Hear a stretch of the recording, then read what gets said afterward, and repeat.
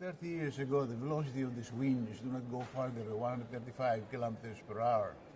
Now they go as much as 175 kilometers per hour to 200 kilometers per hour. And the magnitude of destruction is almost unimaginable. We now have about registered 1,000 deaths and about 500 are missing. And the ruin could amount to as much as 5 billion.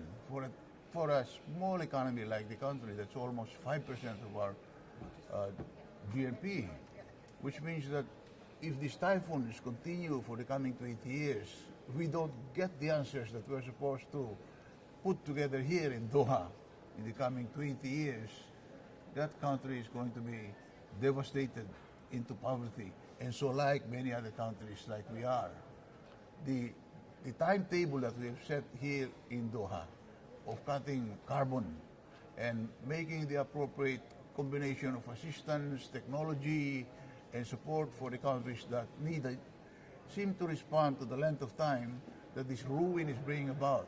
So this ruin in the Philippines is a dramatic challenge to the whole convention to put its act together. Let's stop the debate and put on the data and the science and then begin to implement it with the appropriate political decision. Unless we do that, then we seem to be blind to these disasters that's happening.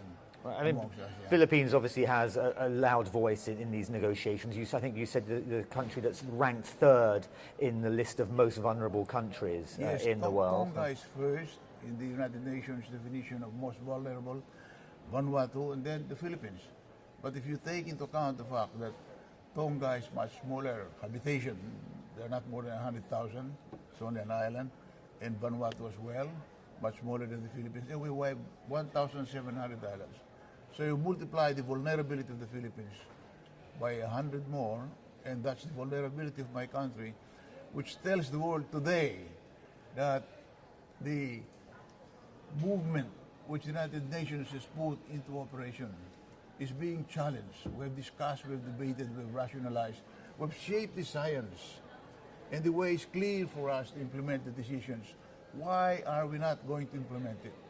Why are we pussyfooting about it? The host countries here in the Middle East are supposed to take positive and exemplary action. We don't see that. And yet the danger is not just us, because it happened in the United States. It could happen with any one of the continental and any one of the developed countries. It's happening to mankind. Only that the Philippines today is a tragic and a very sad example. If we close our eyes to it, if we are deaf to it, what is the point in having all these conferences of the United Nations?